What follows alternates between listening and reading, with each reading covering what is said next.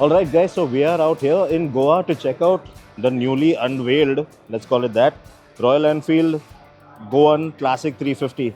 Now it's not an all-new motorcycle, but it's a variation of the very popular and very successful 350 series, the J series of motorcycles from the classic series of Royal Enfield. Now let's take it from the front. Let's see what's new with this particular model. So starting from the front, as you can see, the nice white ball tires, but you do have these cross spoke, well, they are tubeless rims at least, so that's really different about this particular one. The front fender, that is chopped. Coming up to the top of the motorcycle, you have all LED lighting, like the recently the 350 Classic was. Yeah, so that's the LED lighting for you. And yeah, otherwise you have these small mini ape hanger bars. So yeah, otherwise you have a relatively flat set on the classic 350, the standard. Well, this one you have a very bobber themed motorcycle overall. So yes, and keeping to that theme, you have the mini ape hanger bars as well. Now coming further back, you have a lowered single seat, and as you can see, it is engraved with the Goan Classic 350 sort of insignia out there.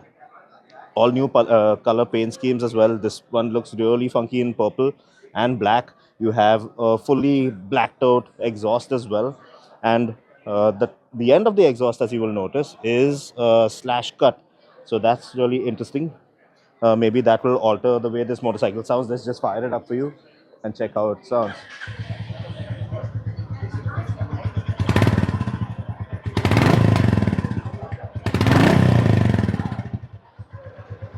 Well, that's how the bike sounds. So that's pretty neat. And of course, you do have this new swing arm mounted fender, and the fender stays.